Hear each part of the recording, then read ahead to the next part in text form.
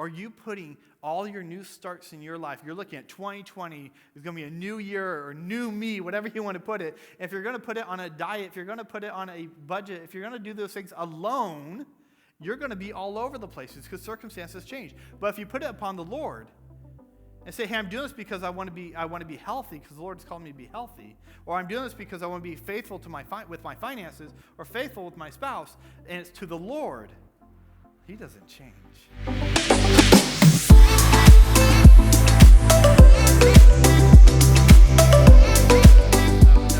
How are we doing? You made it. Some of you had to hear that again. Okay, yeah, I did make it. Okay.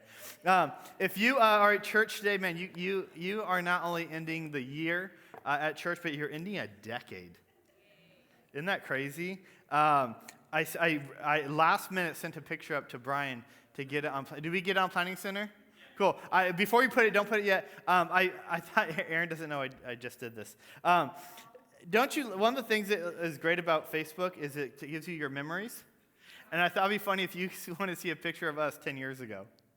Oh my God. You know, a little funny. So put it up there. Aww.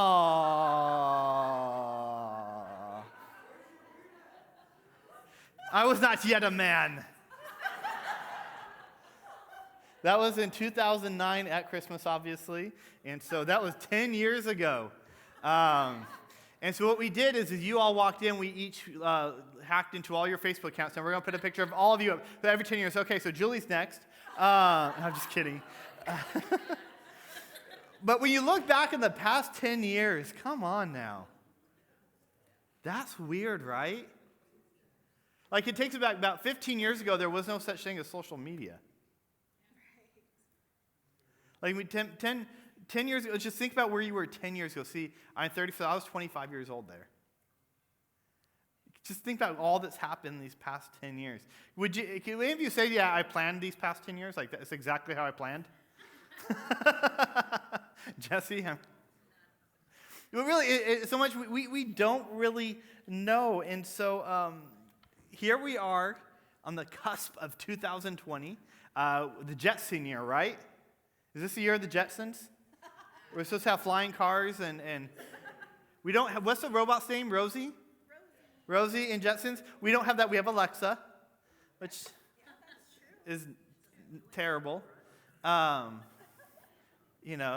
government, same thing. But, we're almost there. We're there.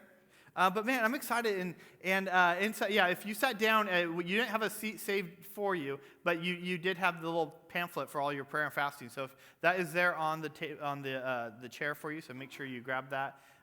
We'll be sending out the YouTube videos for all that good stuff. But it's funny as we could spend time looking back in all those different things, but I'm sure you've done that. Either you look back and go, man, I'm really glad I did that, or you look back and go, man, I really wish that didn't happen.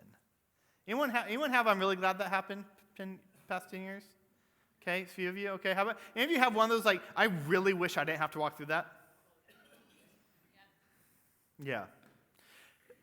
It's interesting how we respond to different things. How much do you feel like the things that negatively happened to you, that defined you more than the positive things? Yeah, okay, that got real quick.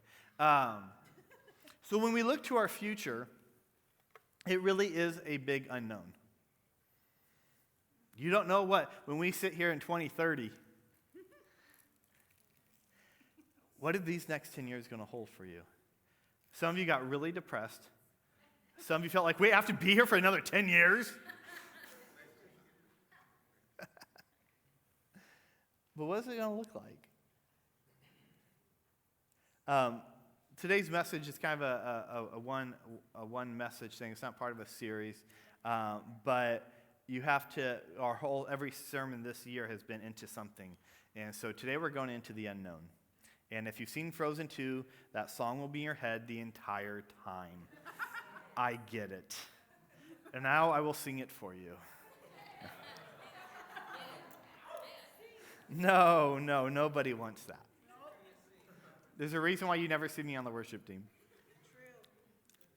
And that's why I sit in the front row, not because I'm the pastor, because I don't want anyone else to hear me sing. we have two contingencies. Make sure my mic is off and make the sound guy make sure that I'm on mute, just in case.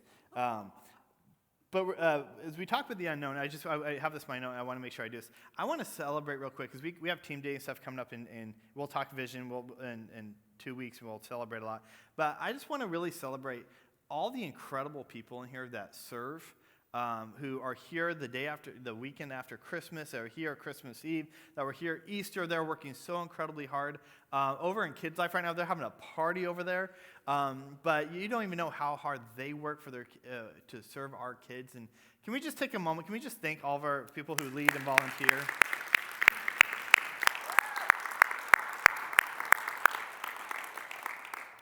It's seriously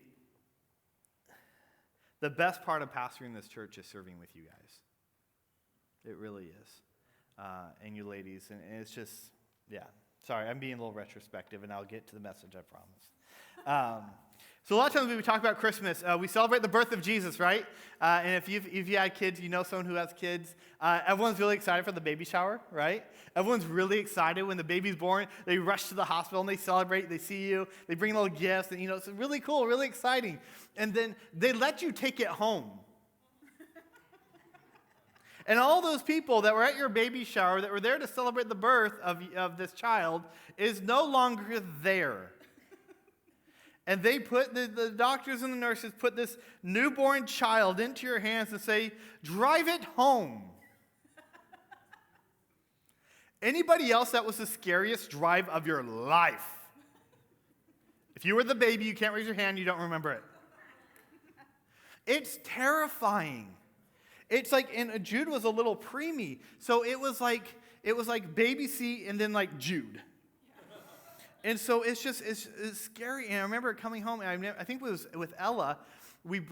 Aaron had C-sections with both of them. And so, so I'm taking care of two. And then when we brought Ella home, Jude was sitting at this little high chair thing. And as we bring Ella in, Jude decides to kick the table and fall backwards in his high chair. And the only thing I could think of not is, oh, Jude, are you okay? You're 1.5 years old. It was, your sister is here. Does it have to be about you? Then Erin's over there going, because she tried to reach for Jude after a C-section. And I'm going, really, you two? Love you. Yeah, it was a very loving moment. But really, we are at this part where you don't know what's going on. You don't know what to do. All the parenting books you read mean nothing. It's what do I do? And what's funny is we treat the birth of Jesus the same way. We go, yay, Jesus is born. Christmas Eve service, we held our candlelights. You guys like the fake snow candlelight service? That was so cool. You want to hear something funny? I'm going to tell you anyway. So the machine that sends out the snow, it vibrates a little, and it had a stack of books that was on, shooting out a window, and it fell, and so the whole conference room filled with snow. It was a Christmas miracle. It was funny.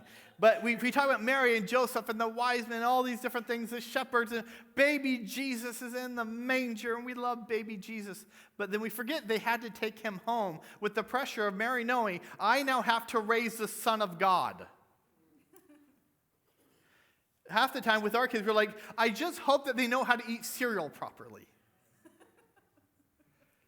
So now this pressure, they're taking this little baby home, they have to figure out life. And they're really walking into a season completely unknown because they asked around. They said, hey, did anyone else raise the Son of God? There is no Facebook support group for this. And they had to walk into this whole season alone and unknown. And so I want to pick up with that story in Matthew chapter 2, verse 13 through 23. And I have a couple of points of application. And I've got a gift for everyone today. So you get a gift today. Matthew chapter 2, it says, now when they had departed, behold, an angel of the Lord, so baby Jesus is born, the wise men already came. Dom taught us last week, did a phenomenal job teaching us the difference between Jesus is king and Herod is king. And so the wise men have gone, they avoided Herod, they're not telling Herod. Herod's mad now because he knows that there's some king that is in his community that he needs to get rid of now. And so as Mary and Joseph are getting ready to leave Bethlehem, Jesus is at a point where they can travel with him again. The Lord appeared to Joseph in a dream and said, "Rise, take the child and his mother, and flee to the perfect nursery you made for him at home." No. "Flee to Egypt. Remain there until I tell you, for Herod is about to search for the child to destroy him." And he rose, he took the child and his mother by night, departed to Egypt, and remained there until the death of Herod. There was to fulfill what the Lord has spoken by the prophet, "Out of Egypt I called my son." So they get up out of Bethlehem and they have to head west. They have to migrate into Egypt and find refuge. Now, they're in a place they've never been to. The only things they know about Egypt is what they grew up with, knowing that we just got out of this place. Now, God, you're telling us to go back because someone's out to kill my child. Just in these moments in Scripture, we can easily just read through it. Oh, okay. No. Think of yourself as a mother, as a father. Even if you don't have kids yet. To think of that desperation. What if you were torn from your family to go somewhere else out of looking for asylum? Man, it's not easy. And this is the Son of God. Aren't you supposed to follow God and everything works in your favor, right?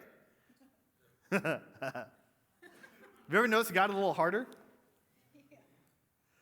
Because God is doing something so significant that people are not going to like it. And so they flee to Egypt. And then Herod dies, and that's exciting. Wait, spoiler alert. Let me go back to verse 16. Then Herod, when he saw that he had been tricked by the wise men, became furious, and he sent and killed them all the male children in Bethlehem and all the region who were 2 years old or under, according to the time that had ascertained from the wise men. Then was fulfilled what was spoken by the prophet Jeremiah. A voice was heard in Ramah, weeping and loud lamentations, Rachel weeping for her children. She refused to be comforted because they were no more. Can you imagine now every child under 2 years old was murdered? It's not to hit on hot topics, but when we talk about into the taboo, when we talk about abortion, when we talk about immigration, when we talk about refugees, why these are so close to God's heart and why he cares so much about it.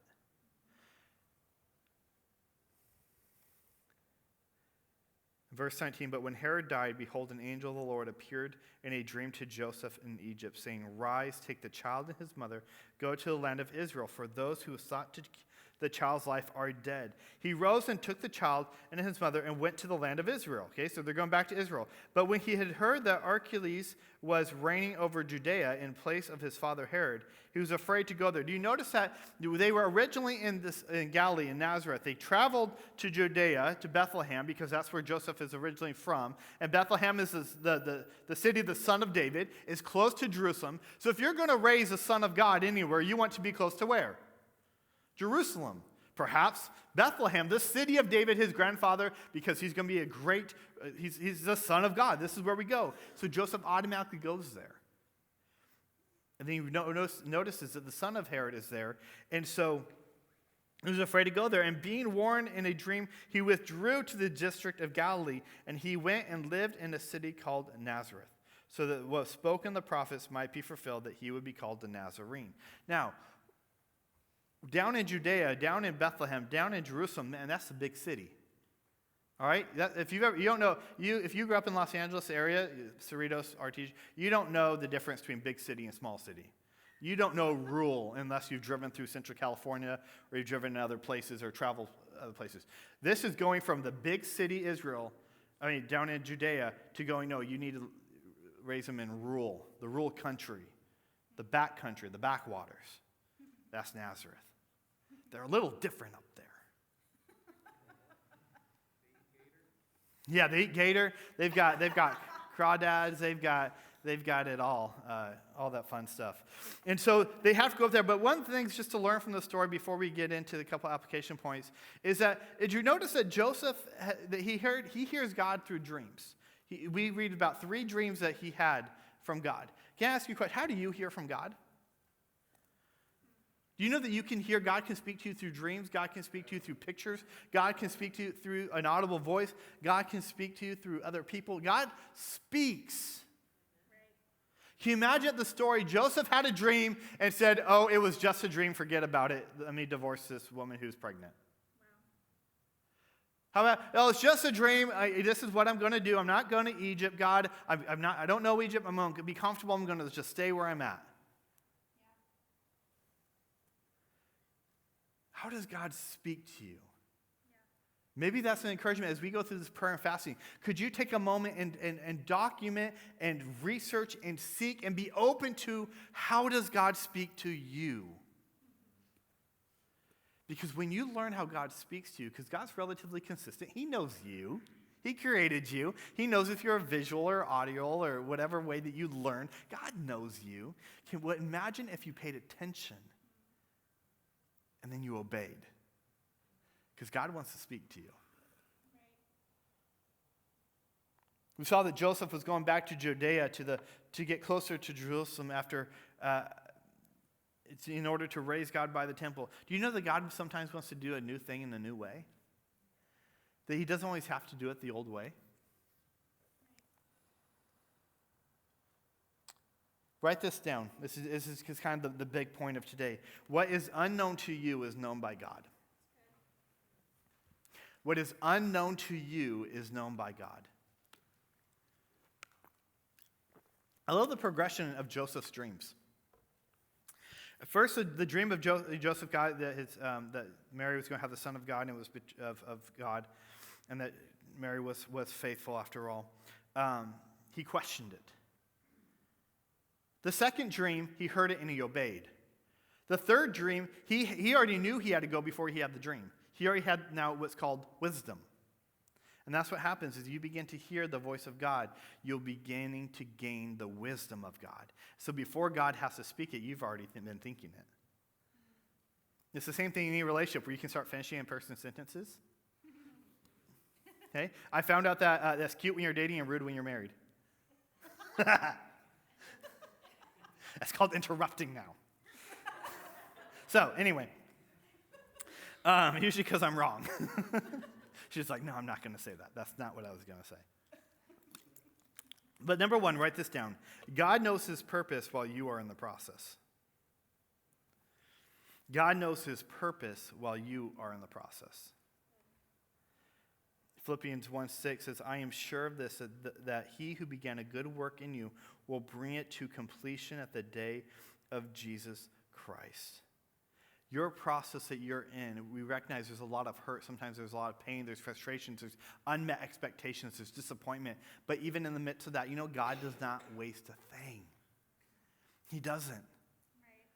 God doesn't waste your process. Everything you have walked through, whether it was your choice or divine providence, God uses everything to keep you in a process to get you to your purpose. But it's really going to be determined on whether or not you're going to receive that or you're going to fight against it. You're going to say, God, I don't want this. I don't want this. How could you? How could you? How could you? And meanwhile, God's going, I know you don't like it, but what are you going to make out of it? Yeah. Because if you look back at every prominent leader in our nation, every prominent leader in our world, even prominent leaders in your life, you learn more because of their failures or because of their hardships and their successes. You know, I'm hearing stories right now as we've done Advent. People have shared their heart and said, hey, we struggled with this. And they have now more relationships in this church than they ever had. Simply because they said, hey, I'm weak in this area. See, we like to say me too hey, I'm weak in that way too. Can we help each other? Oh, yeah, we can do that. A lot of times we hear someone's success, we're like, yeah, but did they? Yeah. Right? We get all offended. It's like trying to find a weakness in it because we're intimidated by a strength that they have. Another conversation, another sermon. But every step on the way, every step on the adventure, he is building you. He is remodeling you. He is renovating you in order to reflect him in your life story and your ability to love people. Every step of the adventure is purposeful and not wasted. Number 2, you don't need new circumstances for a new start. I want you to hear that. You don't need new circumstances for a new start. A lot of times go, if my paycheck was bigger, if I had a different spouse, if my kids acted this way, if I had a different job, if I had a different car, if Bernie Sanders paid off my debt, if I did this, if I did that, if someone did this for me, then everything would be different. Everything would be better now. That's not how it starts. Aaron and I learned this. We say, Lord, would you give us abundance in our finances? Lord, would you bless us abundance? Bless us. Then God would bless us with abundance, and we would squander it. Why? Because we didn't need abundance. We needed discipline. See the difference? The abundance is a circumstance. The discipline is the new thing that God wanted to start in us. Is there something that is in your life that you say that, oh, this is going to fix it? It's not. Right. Getting perfectly fit is not going to fix your marriage or going to fix your health completely. The circumstances don't need to change. What happens, we think if circumstances change, that's going to change who we are. But actually, it's the opposite way. We have to change who we are for our circumstances to change. So much of it is our mindset. So much is our disciplines. And if we're really honest with ourselves, I'm not going to say names, but I'm going to use an example that just happened, but they're on my staff, so it's okay. They were back here in the prayer chapel, and they were having a conversation. We were always outside greeting, so I said, hey guys, let's come out and let's go greet. And they started laughing because they said, we were just talking about how we don't know a lot of people. Well, yeah, you're in the back room behind a closed door. Of course you don't know a lot of people. Get out there. Oh, but I don't want to. No, none of our staff said that. It's the last Sunday of the year. But they're like, no, it's just, I'm tired. Okay. But here's the solution. Start a new discipline to get new results. Okay? And that's why it's so important. Check this out in Lamentations chapter 3, 22 through 25. It says, the steadfast love of the Lord never ceases. His mercy never comes to an end. They are new every morning. Great is your faithfulness. The Lord is my portion, says my soul. Therefore I will hope in him. The Lord is good, and to those who wait for him, the soul who seeks him. God is always present. Circumstances always change, and your character will determine what you're anchored to. One of my favorite movies, whether it's Tobey Maguire, Andrew Garfield, or Tom Holland, are the Spider-Man movies. I don't know what it is, but I love them. And what's fun about watching the Spider-Man movies, he's a web slinger. You know what that means? Like he shoots webs from his hands. It grabs a hold of something he can swing across. And each movie tries to explain why this 16-year-old kid doesn't end up on the side of a wall and like destroyed because of physics. And but what I love it is if you fix yourself to a fixed point and you swing, guess what? You get to swing back, and it's actually a pendulum, and it's consistent. But what's fun is when you watch Spider-Man attach himself to a helicopter. Or was it in Civil War to War Machine, and he just goes flying. And what's funny is you watch Spider-Man on a helicopter, he's constantly swinging and like almost hitting the blades. And the helicopter's trying to get him off, so they're going crazy. So what Spider-Man used to be able to just go hit and swing, now he doesn't know what's up, down, left, or right. And that's really the difference between our circumstances and the firm foundation of who God is. Right. Because if most of us, we are attaching our web, I know it's dorky and it's nerdy, deal with it. But when we attach our expectations in our life to our circumstances, we are like Spider-Man attaching to a helicopter. You're going to get flown all over the place and wonder what happened. But when you fix your web on a building, that's not going to move. There's consistency, there's security, and there's hope because you know where you're going. See, the Lord, his faithfulness is forever. His faithfulness is sure. It never ceases. Are you putting all your new starts in your life? You're looking at 2020, it's going to be a new year or new me, whatever you want to put it. If you're going to put it on a diet, if you're going to put it on a budget, if you're going to do those things alone, you're going to be all over the places because circumstances change. But if you put it upon the Lord, And say, hey, I'm doing this because I want to be healthy, because the Lord's called me to be healthy. Or I'm doing this because I want to be faithful to with my finances, or faithful with my spouse, and it's to the Lord. He doesn't change. But he takes us into the new direction that he's called us to go into. So we need to stop praying for new circumstances. Can we begin to pray for a new start in him? And it changes the way we see things. I love the three character questions that Kids Life has taught us in this room when facing conflict. And it's this: is it loving? Am I trusting God? And is it wise? Can you imagine if that became your anchor in the way that you conducted and you expressed conflict and you even came to a temptation? Because I can guarantee you one thing this year: you will be tempted. The consequences will not be, in the moment of temptation, consequences look like they're doable. But the moment you participate in this temptation, those consequences instantly grow exponentially, and there's no going back. So our anchor to who God is can really be summed up to these three questions. Is what I'm about to do loving? Is what I'm about to do, am I trusting God in this? And is this wise? Next year, you're going to hear a little bit more about shepherds and how you can be discipled through that. But we're reminded of the steps as a good decision is only one step away from a poor decision. God doesn't call us to make good decisions. He makes us call not even better decisions. He wants us to make best decisions. And that changes the way that we operate. But I want to give you all a gift. Can I do that? I know some of you who are here at the church before our cool mugs, you're always asking, can I have a mug? No. But I have a gift, and Jessica and Aubrey are going to help me out here. I don't want you to open this yet. Don't open till after Christmas. I'll tell you when to open it. It should be enough for everyone. When you get this note, oh yeah, Aaron can have one. You can bring any extras up because these are also for second service.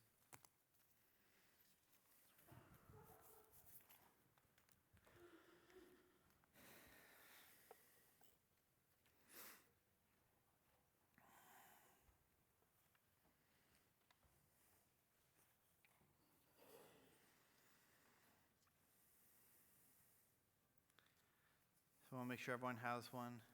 Just lift it up when you got it. So I want to make sure everyone has one. Okay. This is extremely valuable. Extremely valuable. This is official Dunder Mifflin paper right here. Okay, we got it? Okay. Jessica, do you have one?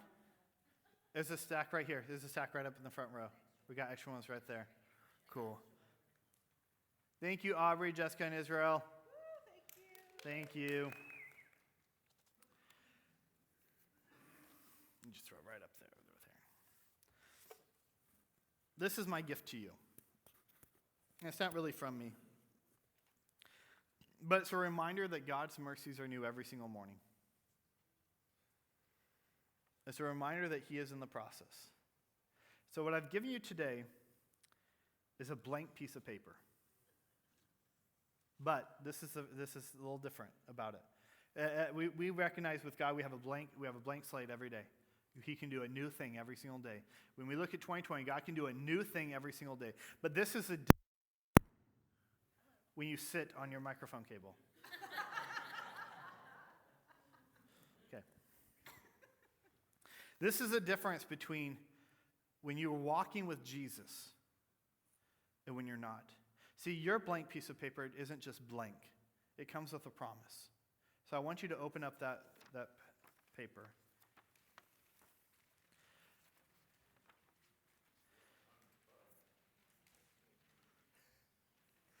Now on this paper, if you hold up to the light, it's not going to help you.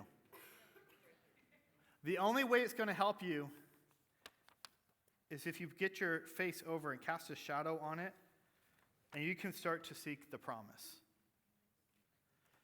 Because this is the thing, with God, you have to seek the promise.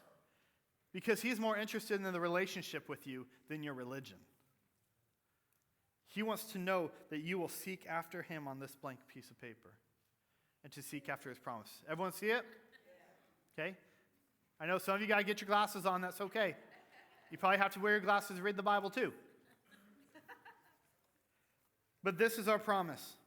And I am sure of this, that he who began a good work in you will bring it to completion on the day of Christ. Can we receive this as a promise of God? Can we receive that no matter what blank slate he may give you every single morning, because his mercies are new every morning, that we are ready and God is willing to do a new thing in you. And all it takes is for you and I to come to it and say, Lord, I want you to fill this blank slate. Would you lead me? Would you cover me? Would you direct me? And would you fill me with your Spirit to do that? I want to invite everyone to stand together, and as the worship team comes up.